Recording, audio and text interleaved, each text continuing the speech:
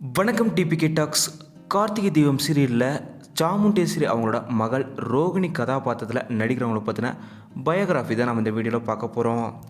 ரோகிணியா கார்த்திகை தீபம் சீரியலில் நடிக்கிறவங்களோட உண்மையான பெயர் தனலட்சுமி.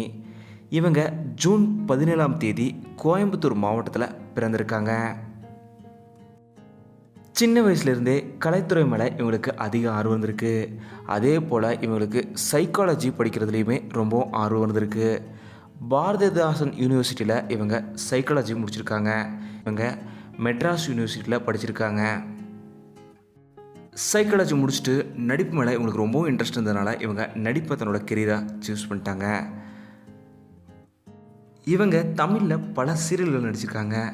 குறிப்பாக யாழினி மோகனி சீரியலில் சிம்ரன் கதாபாத்திரம், பூவே பூச்சுடோ சீரியலில் அனு கதாபாத்திரம், பொன்னிராணி சீரியல், யாழினி, ரஞ்சிதமே, பூவே பூச்சுடவா இப்படி பல சீரியல்களில் இவங்க நடிச்சிருக்காங்க. 2020 சிவான்றவங்களோட இவங்களுக்கு திருமணம் நடந்தது. 10 வருட காதல் திருமணமாக பெற்றோரோட சம்மதத்தோடு இவங்களுக்கு நடந்திருக்கு. இதே போல் 2022 சே நோ பிளாஸ்டிக்ன்ற ஒரு அவேர்னஸ்க்காக இவங்க செஞ்ச ஒரு விஷயம் உலக சாதனை புத்தகத்திலையுமே இடம் பிடிச்சிருக்கு. தனலட்சுமி அவங்க ஜிஆர்டி நேச்சுரல்ட சில அட்வர்டைஸ்மெண்ட் ஆட்லேயுமே நடிச்சிருக்காங்க.